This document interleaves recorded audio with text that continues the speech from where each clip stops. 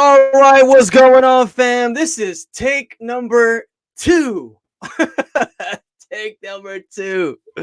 What's going on? Jay Chantalancy here, creator of the UTAI movement, helping you discover your true awesomeness so you can unleash it to the world, aka the motivating moderator for the Unlimited Life Academy. We are simulcasting in UTAI and EULA groups here. My show is about overcoming fear, unleashing your awesomeness. I get to interview some amazing, fantastic, awesome people. And it's my duty to bring you their stories to help inspire, motivate, and give you a good idea on how these amazing individuals overcome their fear and step into their awesomeness. We can all do it. We can all do it, no matter what background, what conditioning, what upbringing, where you're from, religion, doesn't matter. We can all do it. And I love interviewing my guests because I get to know them. I get to understand, their struggles and how they faced their fear head on and then kill it, right?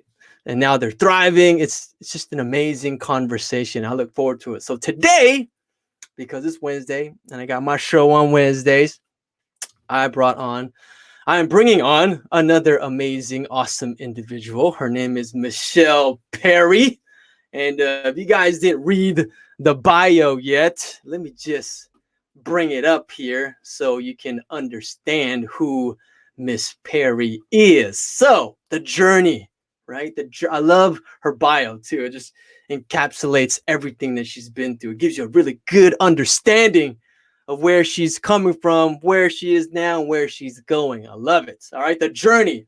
Driving home on New Year's Eve night in tears, Michelle asked a question that was a catalyst for her own personal transformation and complete life change. When was the last time you asked a question for yourself? That's a great question. The question that began the journey to living the reality that is now her life, a life empowered and enjoyed. Ooh, I love it. A life empowered and enjoyed.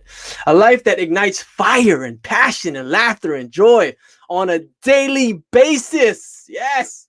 A life that has purpose and meaning. So what was that question? It is the one that maybe you have asked yourself, or maybe you've been afraid to ask it. The gnawing deep sense inside that has you continually searching. Is this really all there is to life? One more time. Is this really all there is to life? So that question began her journey. That question and the absolute need to find the answer was the beginning of the life transform. On the personal journey, Michelle learned the hard truths that led to internal devastation through honest identification, graceful acceptance, loving forgiveness, soul searching, vision and mission creation, self-development, mindful mindset overhaul, skill acquisition, discipline implementation, habit change, goal achievement, hard-earned experience and lessons, and eventual mastery that has led to gratitude and purpose. Ooh, I love that word, gratitude. Over the years, as life transpired, Michelle entered the professional world of social services, learning essential clinical skills, life strategies, social skill education, and this led to successful diligence to move into the coaching realm. Coaching at the time was focused on personal development, emotional healing. Ooh, I like that. Relationship management and moving through personal issues that prevented people from achieving success in reaching their goals. I'm going to stop there because I want to bring Michelle on so that we can go further into her story and get a deeper look of where she is now in her coaching career, successful diligence. She has an awesome website. I'll put that up later, but we're just going to get right into it. So without further ado, I am bringing on Miss Michelle Perry. How are you today, Michelle? Hey, How are you? it How is are a good you? day. It's a Yes, good it day. It's a good is. day. Yes, For it sure. is. Out Yes, here. it is. If you guys are joining live, hashtag awesomeness. If you're joining us on the replay, hashtag UTAI. Michelle, thank you for your time. Appreciate you being here. getting I'm on my show. so grateful to be here. And I got to tell you, I'm going to bring you around in my pocket to read that, because the way you read it, I was pulled in. I was like, I'm in. I want to know what that is. Yeah. Hey, it's an awesome bio. When I read it, I was like, yeah, this is gonna be amazing conversation. So I Oh, just yeah. wanna I just wanna preface the conversation here on telling the audience on how we connected. So we are in the same group, in this other group called Stage of Scale, and I made a post there. That's how I actually got most of my, amazing guests, because we all have these amazing stories, right? And this group was helping us create our signature talk, right? Our 3-minute signature talk, and using the stage to help our message or our business. And I made a post in there, saying that I have this virtual stage, of all these two groups, and I would love to interview some amazing people. And Michelle happened to contact me back, and we had an amazing conversation, and now we're here. So I'm so excited to get to Yes. know you even more and to get to understand where you had overcome your fear to unleash your awesomeness. And I know from our conversation that it wasn't always an easy road No, in the beginning, right? So no, nothing let's is. get into let's get into the superhero origin story of Michelle Perry. Where did it all start for you? Well, honestly, I mean, I have a lot of different overcoming fear and unleashing Mm, awesomeness stories. yeah. But I think that the origin is that I happen to be a biracial individual. My parents are Mm, divorced. And so my mhm, father, when he left my life at 3, mhm, started the trajectory of, abandonment. Why, mhm, why don't you want me? Rejection, all of that self-esteem stuff that went on. And then, I went through elementary school, junior high, high school, all of that. mhm, And the story where you were reading from my bio uh-huh. was a night that I will never forget. I Mhm, was driving home, and I had just come from church, and it was. I remember sitting in the church and looking around at all the people. I mean, from youth to elders, and I remember thinking, if I am stuck and this is my life, I want to die. Like, mhm, I'm very dramatic at that point. But as I'm driving home, I really began to question, is this really all life is? Like, is it really mhm, just get up, go to work, go to church, come home? Like, really, that's it? That cannot mhm. be it. That's not Right. why I was put here on this earth. And Negative. that quest for the answer to that question, and also I have this desire for truth, and I cannot rest until I find the answers and the truth. Mm, And I'm gonna uncover every rock. I'm gonna look in every tree, every forest. I'm going for it. And so that led me through a journey that has been extremely painful, because mhm, when you go inward first and you are truthful and honest, there's a raw realness that is painful like no other pain. yes. But when you address the truth and come out the other side victorious, there's no sweeter freedom, and there's no stronger value that you can offer and bless the world with and provide other people with the skills, the knowledge, the strategies, the tips, which then produces what I call the ripple effect. Because Mhm. if I touch one person and they're impacted, then they go out and touch another person who touches 4 or 5 people who I'll never meet. But because of that initial seed in that first person, I've now impacted 10, 20, 30, whoever, however many. And it just goes out. And that is just such an encouraging, driving force for me. Oh my goodness. We are just on the same level, girl. I love it. Yes. Talk about ripple effect and impact, and I talk about that all day, every day, Well, right? I mean, We don't. that's why we're here. That's what life is about, really. Yes, yes, and like I'm so grateful that you are well aware, and that one specific night made you ask that important question Mm-hmm. to bring you to where you are today. So that is just super awesome. And I think a lot of people, when they come to that kind of hurdle in their lives, they can easily, get into or underneath the rock and just not do anything, right? Well, right. Or they'll just, like hide and kind of cower away and not think, hey, there might be a silver lining in all of this, right? Or they But may feel it, because some people are yeah. aware of it Hmm. subconsciously or even Hmm. consciously, but it takes a lot of courage to not only ask the question but to answer it. And Hmm. that's why I'm always very specific with people that when they take one baby step, that takes so much courage, and the next step is easier, and the next step is easier. Yeah. But you have to celebrate. I just did a podcast. You have to celebrate your wins, and you have to Yes. celebrate those tiny efforts, because they build on each other. And so Hmm. you got to celebrate the courage that it takes to tell the truth, to open your eyes, to be aware, and then celebrate that, so you reinforce yourself to keep going. Yeah. So how did you Yeah. celebrate after you came to that truth and answering that question for yourself? What did you do? Well, I'll tell you, as I said, that night sparked a journey, which, Mm. so at that point in my life, I was in my 20s, and I had graduated, with all my master's degrees and all this stuff. And I was in a Hmm. job that, paid the bills, but was Hmm. really not fulfilling at all. And was living in the state that I was born in. And I have a travel, like I want to journey and see people and meet people. And I have a belief that there's certain people that are assigned to my life, and there's certain people that I'm assigned to, that I have to meet, that I have to touch, have to talk to. Hmm.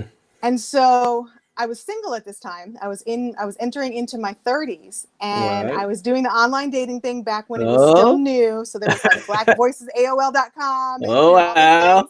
things. And January of 2007, I met a guy online. We started talking. We talked for 20 hours a day, 22 Wow. hours a day. Like, we were talking. And he was in Washington, D.C., and I was in Okay. Connecticut. And I had decided after this night where I asked that question, is this all there is? I have to leave Connecticut. I have to get out. And I had decided on Maryland. That was just a random, I'm going to go there. Why not? Hmm. Hmm. And he lived in DC. So I was looking for a house in February of 07. We met in person. Beautiful, Valentine's flowers impressed me and everything. And then I moved down in March. Uh-huh. And in March, he proposed. And April 5th of 2007, we were married. Wow. So With that's the 90 days. quickness. I love 90 it. days. I So love it. I left my job. I left the state where my family was, my support Hmm. system. I was moving to marry this guy Hmm. who I Hmm. had just met 90 days earlier. So we're still getting to know each other. And I'm living in a new place. And so everything was just up, whirlwind, and then sat down. Wow. And that first year was extremely hard. My husband is a very different personality type than I am. He's very extreme. He's very, honest and raw and boom, boom, boom. And I am not. I'm much more like dramatic and personality and all of that stuff. And so he would confront me with my baggage and my Uh-huh. issues, and Uh-huh. I would Uh-huh. resist, like, wait a minute, and who are Hmm. you? And Hold say, oh, on. you're my husband. Right, Oopsie. right, right, What did I right. do? So that first year was really rough, but I Hmm. had to make the commitment to engage on that journey Hmm. and learn how to tell the truth and Hmm. learn how to really reset my mind. I had so many mindsets and so many narratives that were not serving me well at all. Right. And I had to relearn how to think. I had to relearn perspective and how to reframe things. And I had to Mm. learn all these new skills. Hmm. And so it's hard, especially as an adult. We are set in our ways by 30. So I'm 32 doing all this stuff. And I'm like, good God, this is rough. But, Yep. I tell you that what I've learned and what I have to offer, because it's just bubbling up. And I always say, you can't offer or give what you don't own, what you don't Right. have. And you can't have something that you haven't experienced. And once you've experienced it, you know it. And that's when you can offer it, because you Hmm. own it, you know it, and that's when you can give it. Yeah. And so I'm grateful on this side of it for all Hmm. of the pain, all of the heartache, all of the mess, because it was a Hmm. hot mess, all Right, of right. it, because I have that to offer now. So Yeah. Yeah. I can totally relate, because when I met my wife, it was pretty instant. We got, I already knew I was gonna marry her within 3 months. We didn't get married until like, years later, but I knew I was like in it for the long haul, right? Even our first year of marriage was pretty much the same way, because I was totally, this laid back, person, go with the flow. And she was more like, we need a plan and all this stuff, and I mean, we were just like, Yeah. clashing.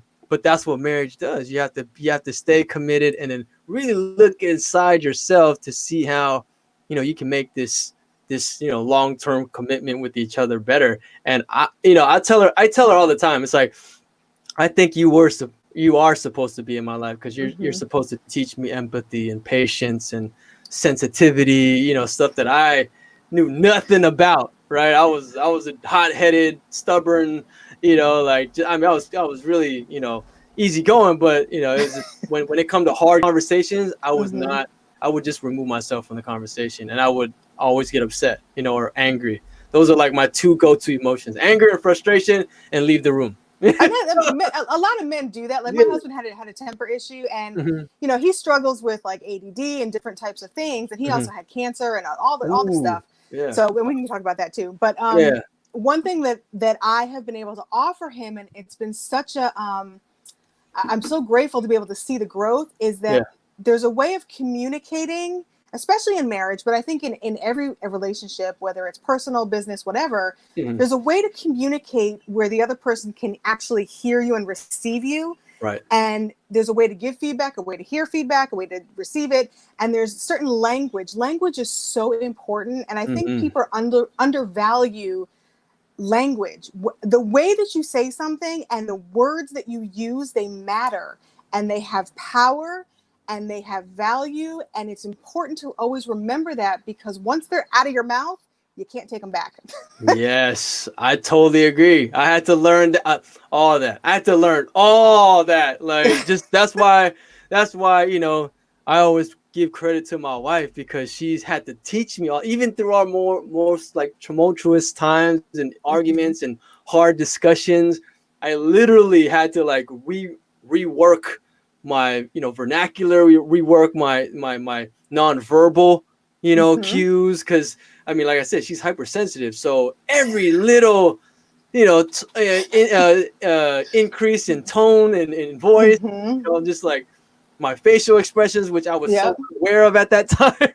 A lot of people, we're not aware of how we Right. communicate or what we say with our bodies, right? Mm-hmm. The You can say one nonverbal. thing, yeah, you can say one thing, but the way you look says a Uh-huh. whole different type of communication, right? Yeah, And those are she those micro expressions. Yes, yes, and and then the whole like energy thing too, right? Yeah. Like, Yeah. I knew nothing about, right? I was just like, "What are you talking about? I'm not yelling," you know. Like, somebody I'm like, not yelling. yeah, What do I'm you not. mean? Yeah, I was like, I don't have a mean face right now. What are you talking about, right? So, yeah, I literally had to, shift and make that, connection with my Mm-hmm. own reactions, which is why now, I'm super hyper aware.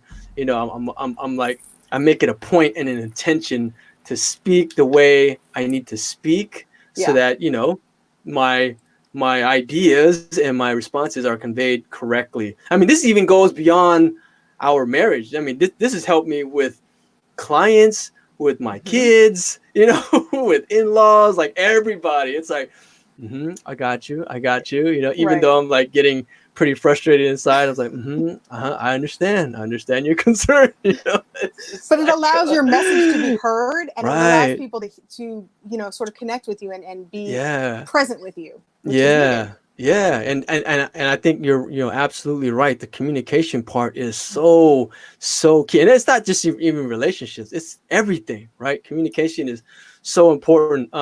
I read Well, that book. and before we leave communication, Yeah. communication with yourself, because a lot of Yes. people forget that we are talking to ourselves all day, every day, Every and day. what we say to ourselves is the most important message we will ever hear. So people Yes. forget that we're always communicating with ourselves first, and then to other people also. I love that. The self-talk. Are you Mm-hmm. self-talking negatively or positively to yourself? Because that can permeate through your own, reactions and Yeah. communication with others, right? I mean, it could.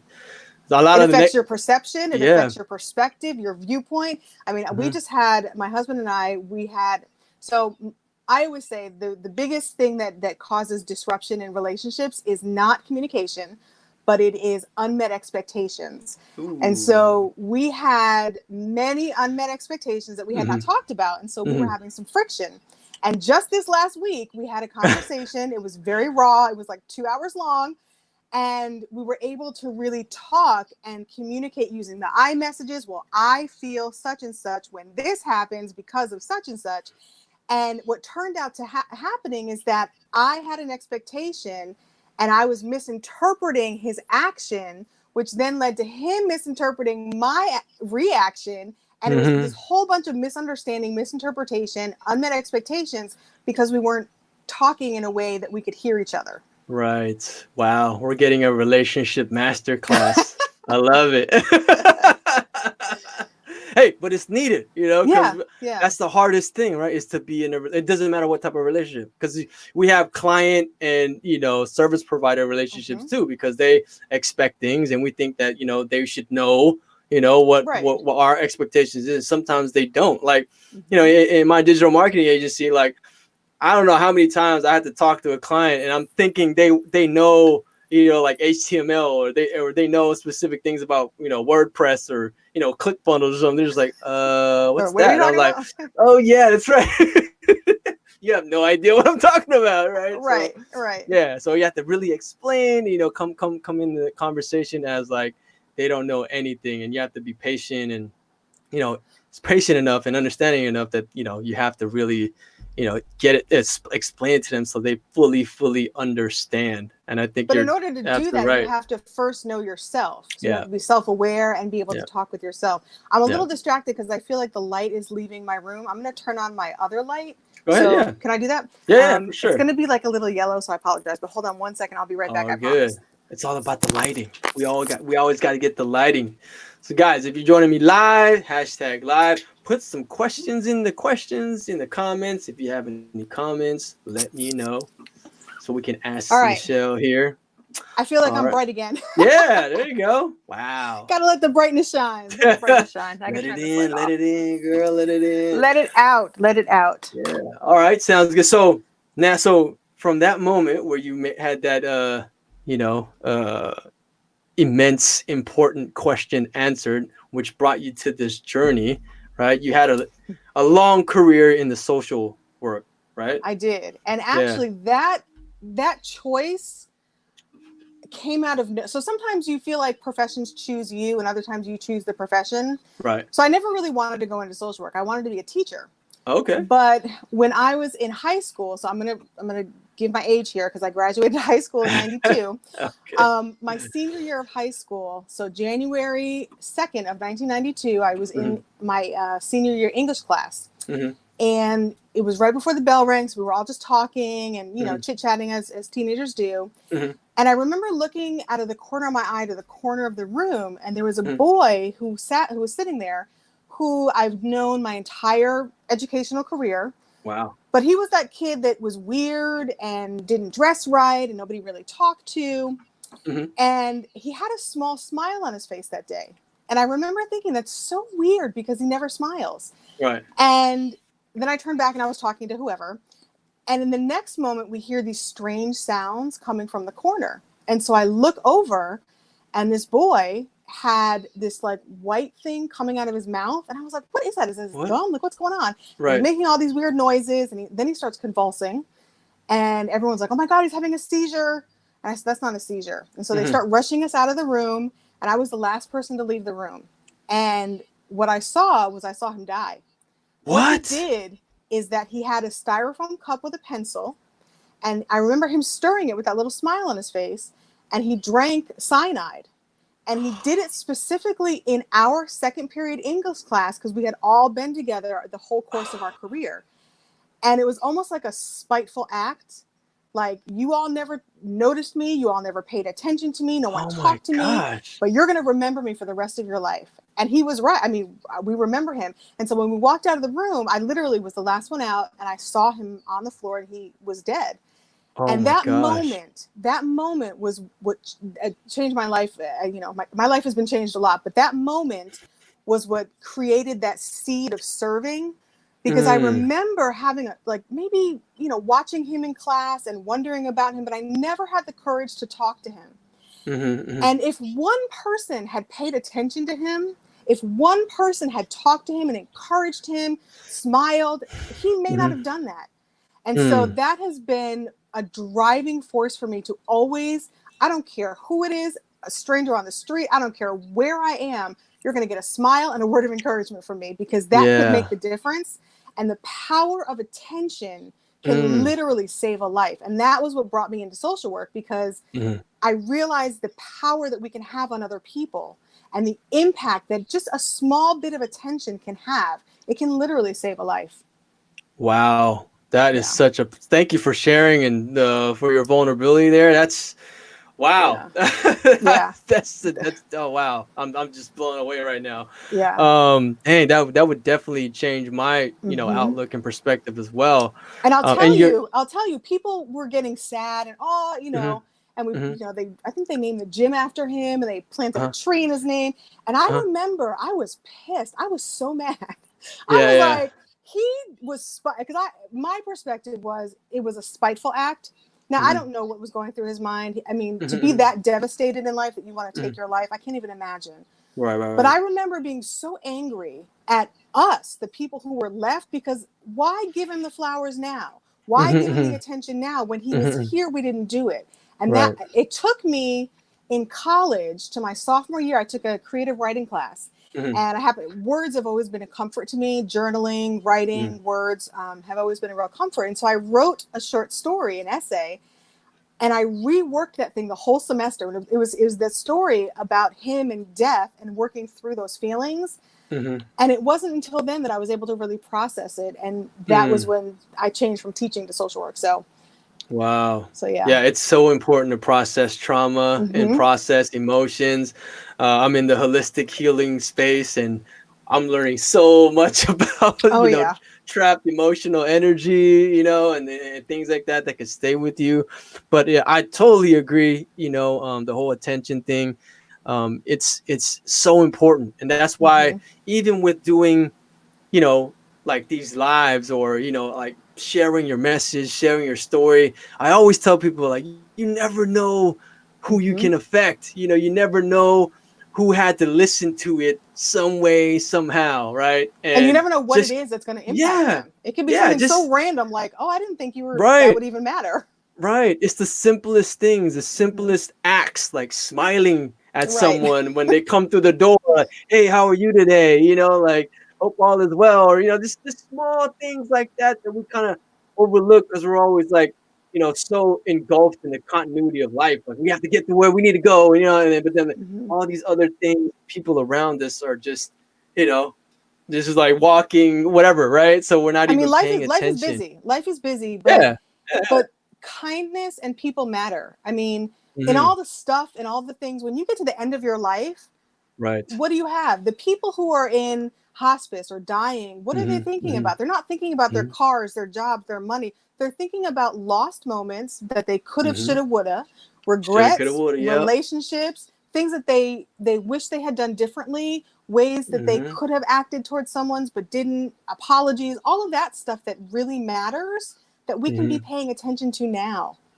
Yeah, exactly. I mean, even in the light of what happened over this weekend, the tragedy, puts a lot of things into perspective. Because you never know. You just never know when God's gonna call you back. Just see you later, world. See you later, family. And it's hard for the people left over, because we will miss those opportunities that we could have spent more time. It's not that we're sad for them, I mean, you miss miss their presence, you miss the person. But if you live a life that is truthful and empowered and have the courage to be present and yourself, and you give to others every single day, that's all we can do. And when it's our time, it's our time to go.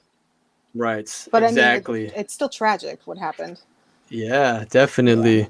So you had 20 years in the social work business? I did. Wow. I had 20 years. Wow. And actually, if you count like day camp and nannying, I did a little bit more, but I did 20 years officially as a clinical social worker. And then I was a national consultant doing a lot of national training about abuse prevention. And I had a job that recruited me to Texas. Right. Now, for anyone who doesn't know, Texas is its own country. It's its own way of, I don't even know. There's no place like it on earth. Texas is Texas. So we moved to Texas from Oregon, and Oregon and Texas are very, very different. But we moved to Texas, and the job that recruited me was the most unethical, horrible experience I have ever experienced in my life. I have never been discriminated against. I have never experienced racism, because I've experienced prejudice. We all have our prejudices. We're all prejudiced if we all tell the truth. But that racism and that intentional bullying and that intentional setting up for failure and just the institutional, I never experienced that. So it was horrible, horrible. And my husband, I came home one day and he looked at me and he said, "You are becoming a crazy person. I didn't marry a crazy person. You are either going to fix this or you're going to find another job, because I can't live like this." And I said, I respect that. I did some reflection. I was becoming a crazy person. And I didn't like who I was becoming. I saw the difference in my mindset, in my behavior. I was driving into patterns that I had used to do, where I was lowering myself for others and I was sort of diminishing my light for other people. And that you never should do that ever. And so I quit and I didn't have a job. I've never done that before. Usually when you quit, you have another job lined up. Right. Talk about fear and overcoming fear and stepping out on faith. And I was like, what am I going to do? So I started job searching. And my husband said, "Do you think you've done everything you set out to do for social work? Like, maybe it's time to switch careers." Now, keep in mind, I'm like approaching 40 now. I'm like 39 years old. You don't switch careers midlife. And I'm like, okay, what can I do? All I know is clinical social work. That's serving people. I want to serve people. That's what I'm here to do. Right. And so there was a job opening in insurance. And I'm like, insurance? Well, customer service, you're serving customers. Like, okay. I don't know. This was meant to be, though, was providential. So I ended up working at Geico. And so I'm in corporate America. I'm so grateful for this stable job. It has been such a blessing, not only for the professional part of it and the leadership development, the enhancement of my coaching skills, but the people that I have met, I was supposed to meet, because I've been able to impact lives on the job. Right. And my one-on-one coaching business actually started with people who I worked with, who no longer work there now, but that's where it started.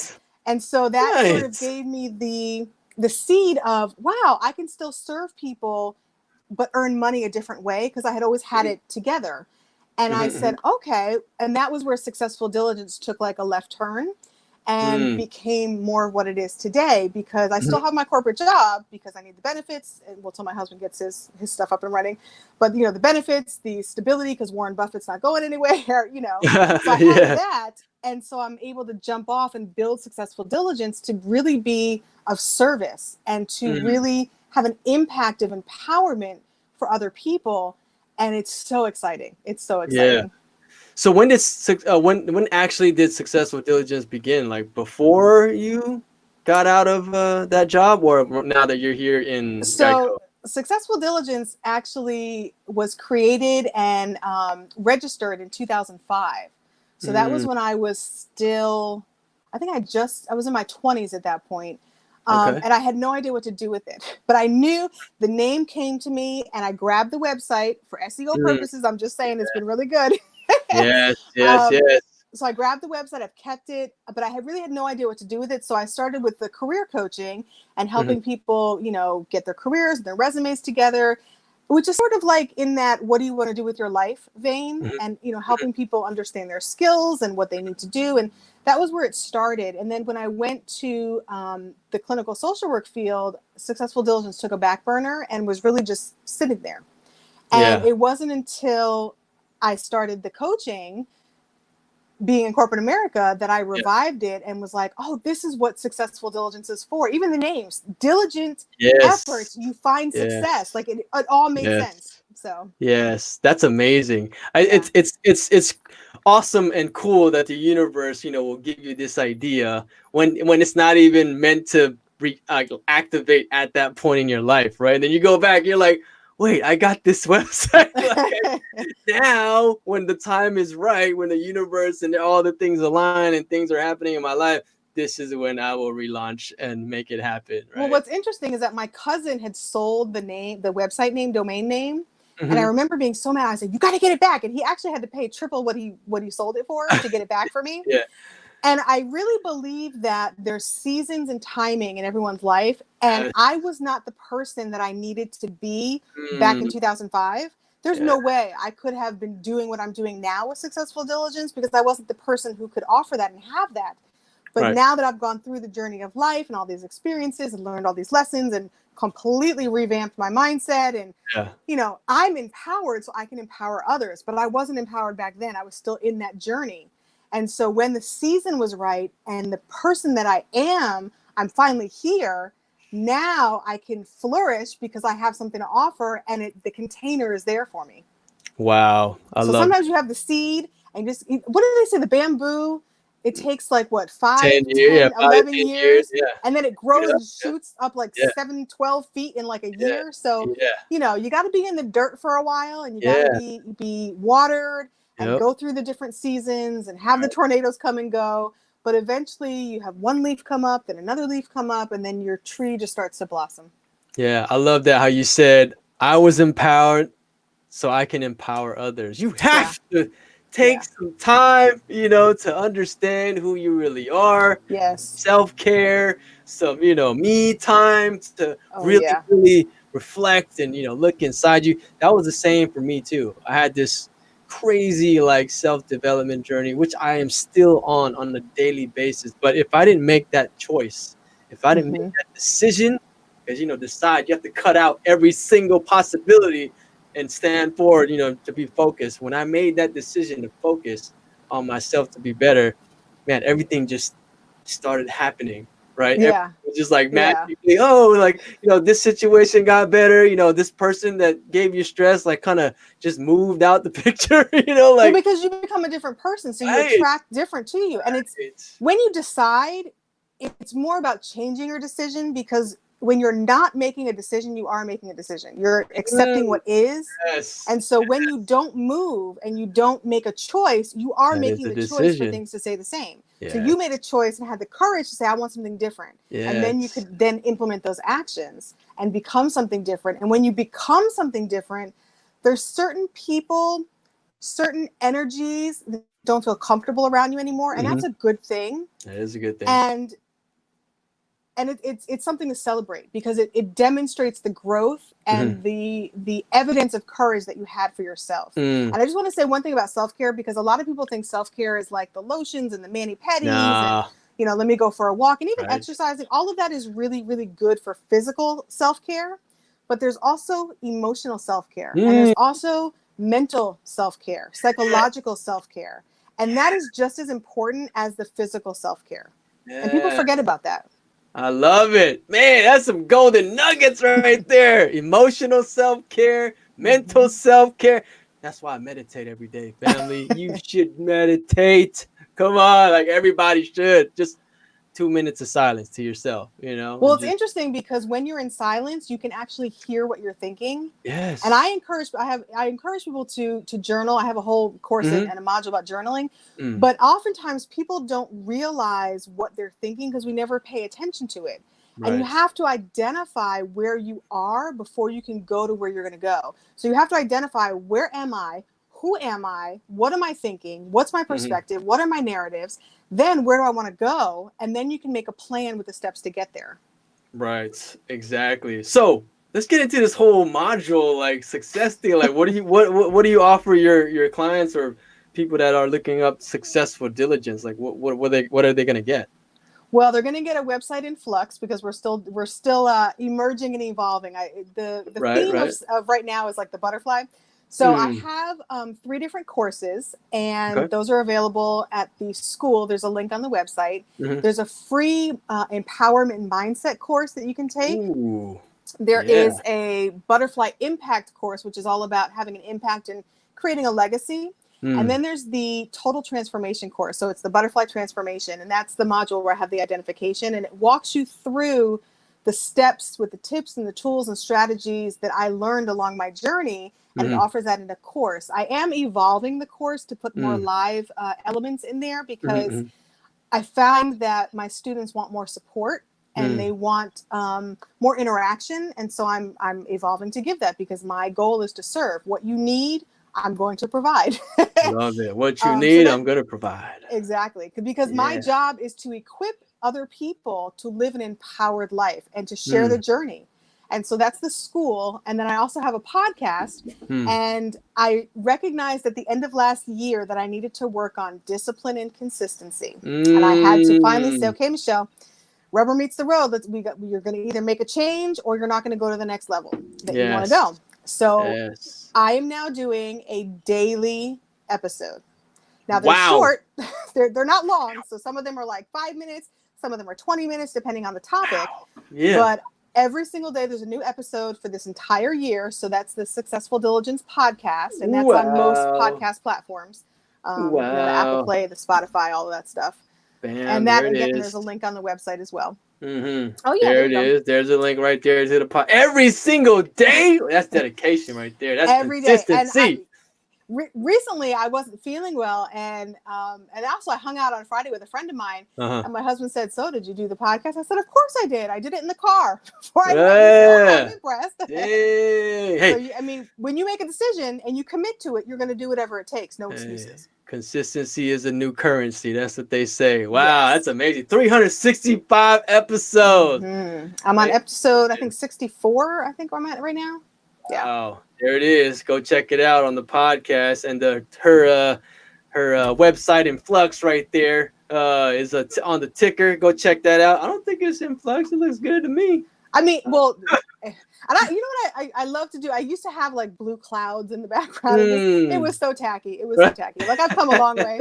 But I still, what I'm doing now is I'm sort of branding, because the courage to jump out there when things are not perfect. And I always say perfectly imperfect, even though I may not be perfect. And even though everything is not shiny and put together, me showing up is what matters. And me showing up with what I know has value and I can offer that is enough for right now as I work towards where I want to go. So that's sort of where I am, is that I've got workshops and seminars and live events online coming. I've got a membership group that I'm developing, but so all of that's coming this year. But right now, what's solid is the podcast and the school, and of course on Facebook, I've got the page where you can follow me. As well. Go check it out. Successful Diligence. So this word keeps coming up over and over and over that I'm hearing from this word, courage. Right. So how do you tell your clients or your students to build courage? Like what's those micro steps that you kind of tell them to gain that courage or have that courage to do the next thing that they have to do, that they have to do? Because we can always look at someone like, this is what you have to do, but they're like, oh, but I don't know how to do it. Like, I'm so scared. Like, what's your process in helping them do that? Well, I never take the stance of I know what someone wants. What I do is I listen. And based on what they tell me, I can see where they want to go, where they may not see.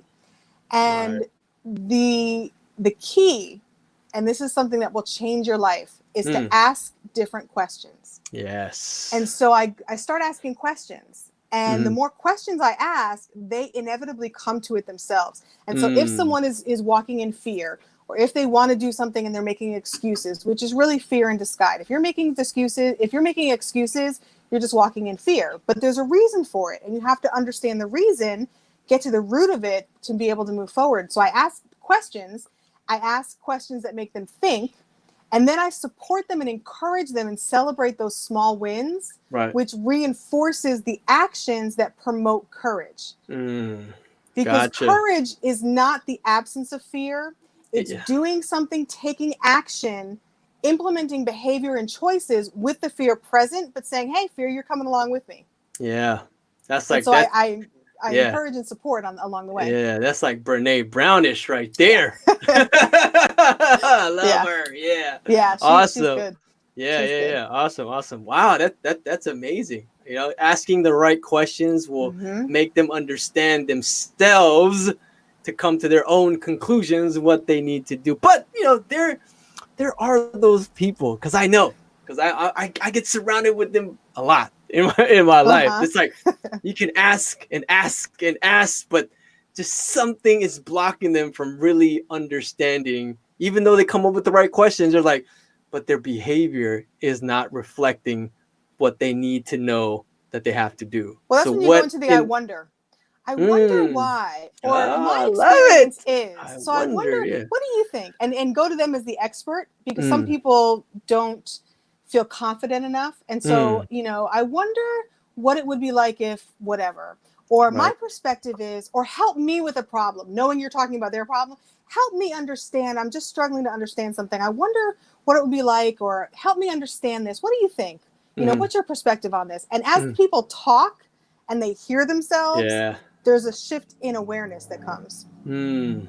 Awesome. Awesome. See, it's the words that you use, right? Yes, That's very language, powerful. The language. language. That's If you amazing. change the quality of the questions you ask, you will change the quality of your life.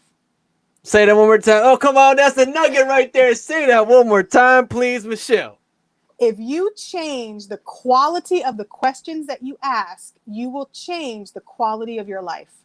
Wow. Hands down. I'm It's gonna have to quote inevitable. that. I'm gonna have to quote that. That is powerful, ladies and And it's gentlemen. true. It And is it's true. true. I totally get it. I totally 1000% agree because I have to catch myself so many times because when I'm aware and I ask the question and I'm Mm-hmm. listening to my question, I'm thinking, hold on, and I know the person I'm talking to, right? I'm like, wait, are they gonna fully understand what I'm saying, or should I reiterate something else or focus on a specific word or put things in there? So like because once I ask the question, they give me this kind of like look face, I'm like, oh man, my question wasn't good enough. Like, hold on, let me rephrase that, and then Or you can ask for clarification, like, wow, I yeah, noticed you made this face. What did that mean? Because sometimes right, we can misinterpret mm, responses. And mm-hmm. sometimes, like, my husband is a great example. I've learned so much. But I'll say Yes, something and he'll make a face or something. And I'm like, oh God, did I say something wrong? Like, what? right, And what it right, was is that I sparked a new thought for him or a new idea. And mm, so his face, because it's new, it was a different expression than what I'm used to. And so, mm, wow, I noticed what your face changed. What happened? Did I say something wrong? Let me clarify. yeah, Clarification, key. yeah, wow. My wife is the same way. Like Yeah. she cannot hide the way she feels in her bodily expressions, like her face. It's like I could tell right away. I was like, "What happened, honey? You're something. You're thinking about something, right?" And she's like, "No." I Yeah. was like, "No, you don't have to lie. We've been together for so long. I know that face. Just tell me what it is." Right. But what a great gift to be able to live in Yeah, the present like that. You don't hold yeah, on to things, you just let it yeah. out. And that's one thing I had to learn because I used to be a volcano. I used to stuff and Mm, stuff because I didn't same trust here. anybody and I Same didn't trust here. myself. And so when I started to, but eventually you have to let it out. So I would Hmm. cry even when I was Hmm. mad, or like a little balloon, it would just sort of hiss out.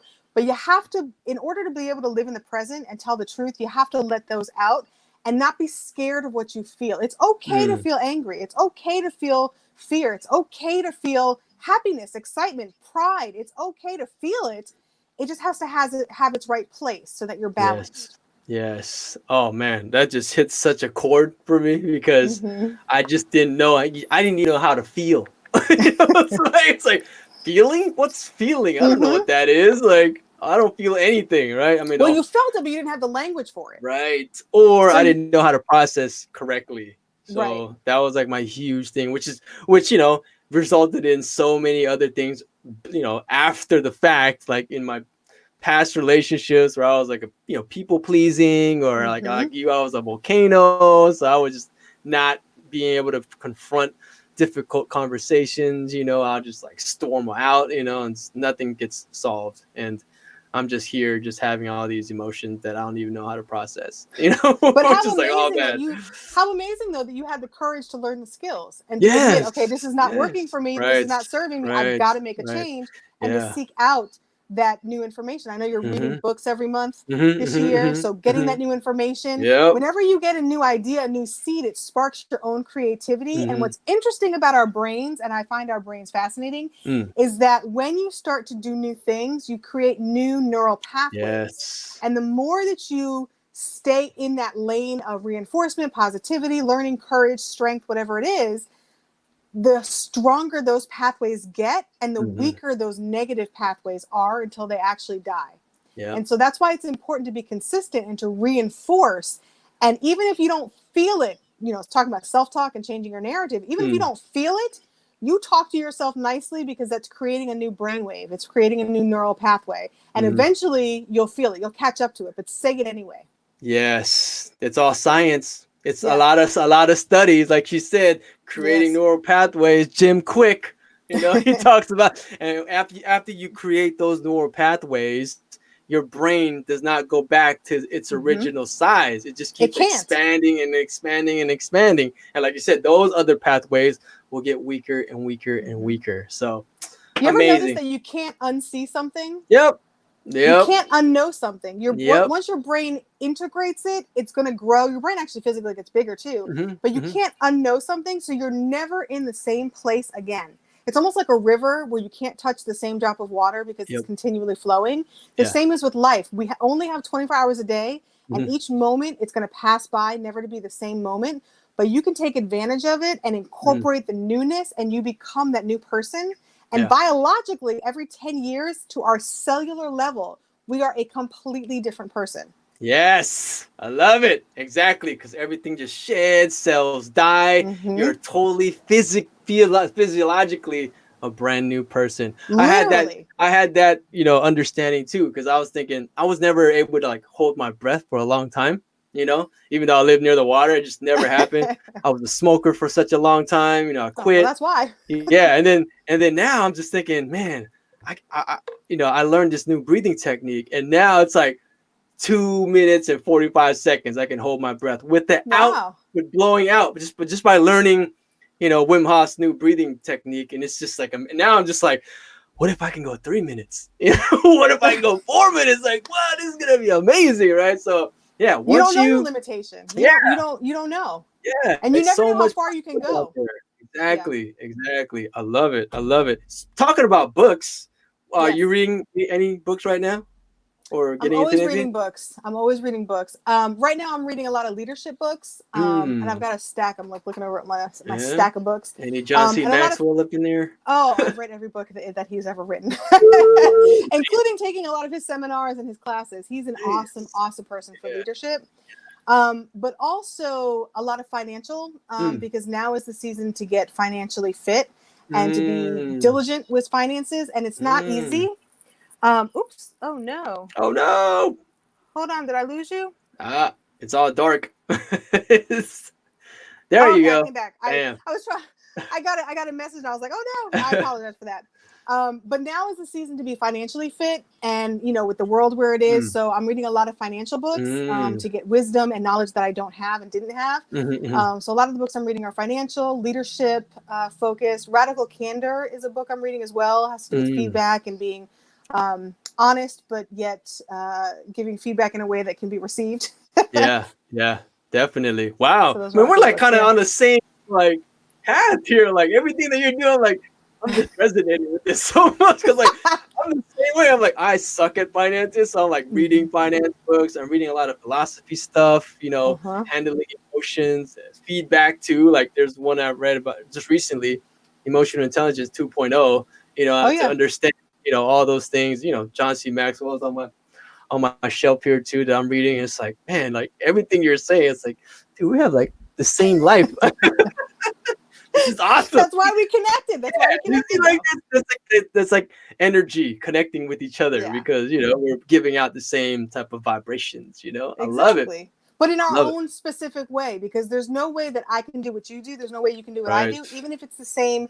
We're on the same highway, but we're not driving the same car. Yes, I love that metaphor. Yes, some people don't understand that.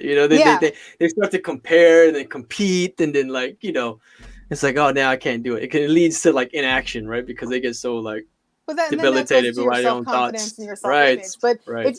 if we think about it, there's no one like you on the earth. Even twins, even biological twins are different. I keep And so saying. if you think about that, the world, and for me, I feel it as a responsibility, because in the times when I used to shrink back and feel low about myself or not understand what I had to offer, I had to remember that there's people that I need to meet that are depending on me being where I need to be and being the person that I need to be for them.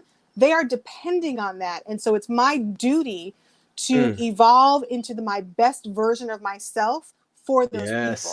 And so I feel that sense of responsibility to them, but it only enhances me as well, because I have to become the best version of myself to do that. Right. See, man, that's amazing.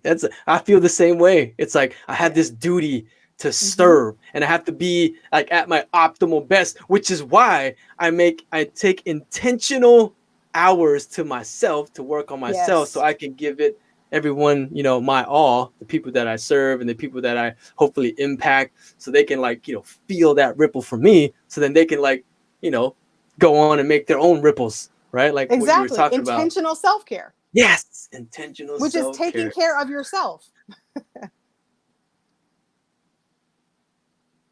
So just make it a priority. I think in 2020, a lot of people have to understand, like, this should be mandatory. This should be a priority, that you should do some self-care, and not just physical self-care, like Michelle said, mental, emotional, energetic self-care, whatever it is. It's all mind, body, soul, spirit, right? Just everything. That's to encompass everything, right? Yeah. It all connects. Amazing. Michelle, it's been an amazing conversation as always, so far. And it's like we're hitting the hour mark here. And I want to. So fast. I know, right? I mean, it's like, what? Really? It's already been an hour. I'm looking at the thing. I was like, it's 57 minutes. Dang. Wow. I think we got to do this again. Have a part 2. I'm down. I'm down for it. Yeah. So I'm gonna go into our rapid fire questions before we end it here. And then I'll ask one last question. And then wrap it up there. So with that said, here's the rapid. Okay. I'm ready. You're ready, Michelle. She's ready. All right, Michelle. If you can have one superpower, what would it be? Well, that's an interesting question. If I could have one superpower, what would it be? Wow, I'm not sure. One superpower. I think my one superpower that I would want is to be able to go into any time frame that I wanted to go, to meet different people and talk to different people. So time travel. Yeah. Like Dr. Strange. Nice. All right. Would you rather have the ability to fly or hold your breath underwater for a long time? Fly. Sub question, why flying? Because I'd be able to travel and go places if I could fly and see more of the world. Ooh, okay. Awesome. Best advice you received in the last 5 years? Well, can I do 2? The best advice I've ever been given was from my mom, when she told me, who you are is not what you do. So I love you for who you are, but I don't like your behavior. Wow. And that has been key for me. I am not my behavior. Who I am is not what I do. Love it. I think that's the most powerful. Yeah, thanks, Mom. That hit me as a parent. I'm like, ooh, wow. I gotta use that. Yeah, wow. I was a troubled kid, but she would always say, I love you, but I don't love what you're doing. Yes. Wow. What was the other? Best advice. Show up imperfectly. Love it. I love it. Okay, what was that? 3, right? 3. Yeah. The fourth question. What's your sign? My sign, my astrological sign? Astrological sign, yeah. So what's interesting is that I was supposed to be a Leo. My birthday is July 20th. So I'm actually a Cancer with Leo qualities, because I'm right on the edge. Ah, gotcha. My wife was all up into signs. If you tell, there's even a specific word for that, being like in between, like, because there's a strength levels for exactly when you were born, as far as like the date goes. Yeah. Like you're like one of them is, I think it's like a neutral cancer sign, and there's a one called like something else. There's like 3 Well, levels. I'm not neutral because I'm Yeah. very emotional. Yeah. But I will say this: I have a cousin. I call him my twin cousin, but we were supposed to be born at the same time, and I came 3 weeks and 3 days early because I said no, I'm coming first. Awesome. Yeah. All right, cool. Was that 4, right? 5. The last question. Last question in the rapid fire, and the last final question. Do you believe love heals all? Do I believe that love heals all? Well, I can't answer that because I'd have to get clarity about what your definition of love is. Ooh, okay. What is your definition of love? It's different for different people. So there's different types of love as well. So got it. Some love does not heal at all because some love can be abusive, even though it's still classified as love. Okay. Some people say love is God. Now, can God heal all things? Absolutely. Some people say there's that friendship love. There's different levels and different types of love. So I can't answer that comprehensively. Amazing. I love that. Let's see. Good questioning. Good, clarifications. She came with all those different examples. That's what I'm talking about. Final question. Language matters. Final question. What is your definition of awesomeness? Definition of awesomeness. I don't know that I've thought about it. But I think my definition of awesomeness would be the best version of yourself. Because who you are, regardless of what you are and who you have become, the seed of who you are is awesome. In the clarity of the word awesome, you are awe-inspiring. You are awesome. You are awe and then some more. And we're all awesome. Yes. You're the first person that broke down the word of awesome. I just want to tell you that actually, conveys the point that, language is important, right? Language matters. And you actually understood the root word to be what the, bigger word of awesomeness is. So that is amazing. Thank you for that. Thank you for that definition. And thank you for your time, Michelle. How do people find you? Tell the audience how they can find you, connect with you. Thank you, Jay. I'm so glad that we both. Oh! Can you see me now? Yeah, I can see you now. Uh-oh. I was like, am I back? Yeah, you're back. You're back. The energy was so. I can't hear you, but I'm going to keep talking. Like I am. So I'm just so glad that we had the courage to connect and to do this. I've so enjoyed, and this has been such a blessing for me. And if people want to find me, successfuldiligence.com is the best way. I will say I have a newsletter that comes out one time a week because I hate when people email me every single day. I can't stand those people that email me 3-4 times a day. I don't like it. So I only email once a week on Wednesdays, and it's always an encouraging sort of what we did today. It's a conversation, feel to the newsletter once a week. So the newsletter, you can sign up at successfuldiligence.com. You can listen to the podcast and leave me a rating on Apple Podcasts. But you can listen on whatever platform you listen to. There's going to be an episode every day. Wow. So amazing. Successfuldiligence.com, the podcast, and then you'll get links to everywhere. Awesome.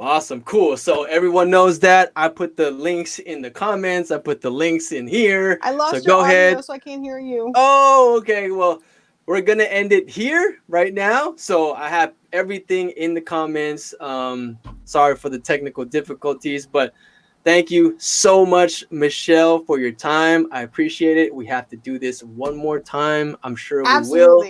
And I appreciate you so much, Jay. What you're doing is awesomeness. You're unleashing your awesomeness. You are amazing. I can't hear you, but I was reading your lips. But you are awesome. And this is an incredible time. I'm so grateful to be here. And I just hope I provided value for somebody. Yes, a lot of value. So with that said, we will see you guys next time. Be grateful, think positive, always stay awesome. Michelle, you are awesome. Thank you so much. And we'll see you again. All right, peace.